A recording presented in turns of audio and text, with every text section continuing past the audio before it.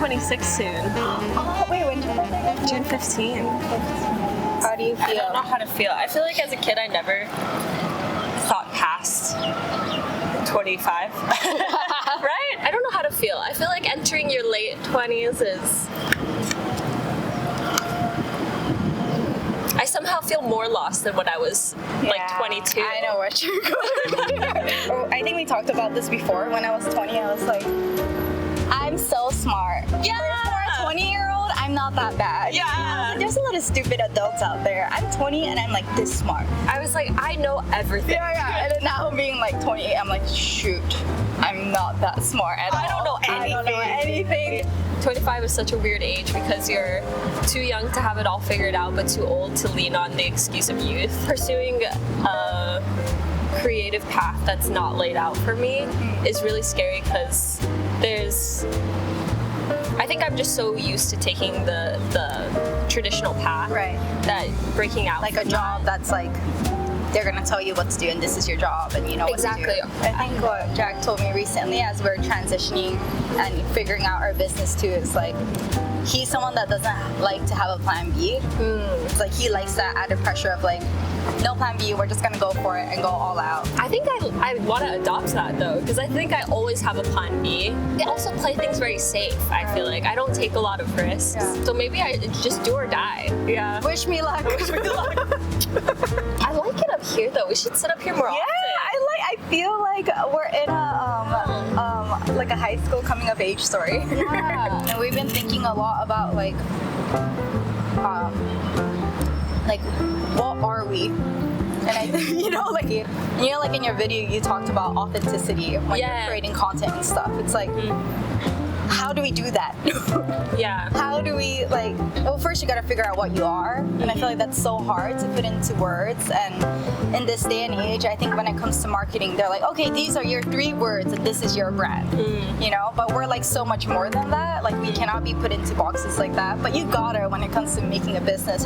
But I think it's honing in on that, but also like having the core so strong that you can do anything. But we can use that towards any work that we want to do because our core is strong and we're authentic to who we are, so we attract people that believe in our vision and that believe in like who we are.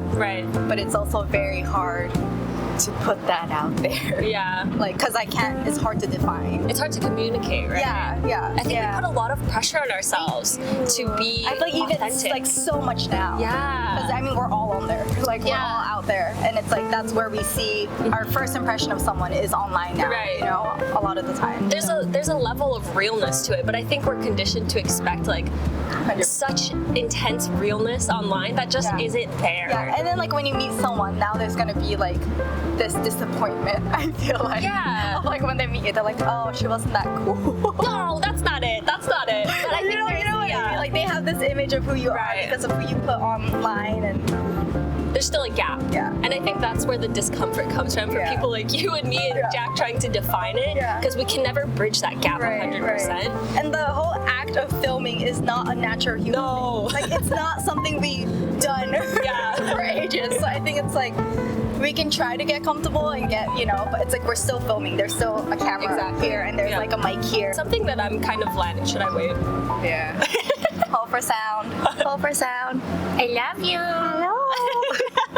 I first discovered YouTube when I was 7 or 8, and I missed that early stage of like YouTube, the early stage of the internet where it was truly community building. Yeah, we were just posting anything and everything. Yeah.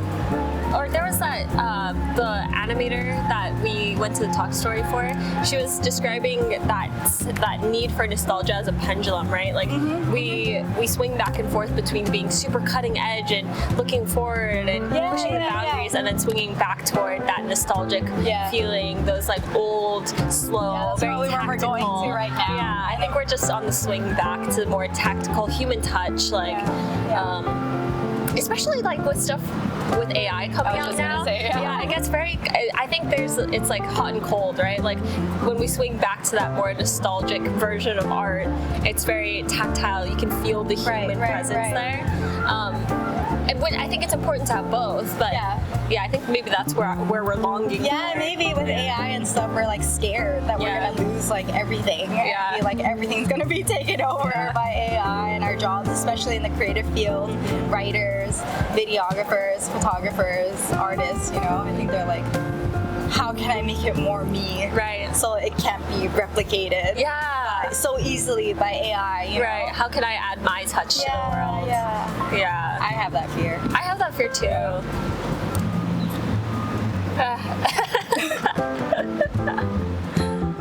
I apologize for this abrupt ending. This whole conversation was like 45 minutes to an hour long, and I tried to cut it down to around 5 minutes just because the audio was pretty bad and I kind of went in not very prepared. I was like, hey, let's hang out and let's record a conversation and see where it goes. So this one was a little bit different from my other videos, but I hope you were able to resonate with at least one thing, and I hope you enjoyed, and thank you for watching. Bye!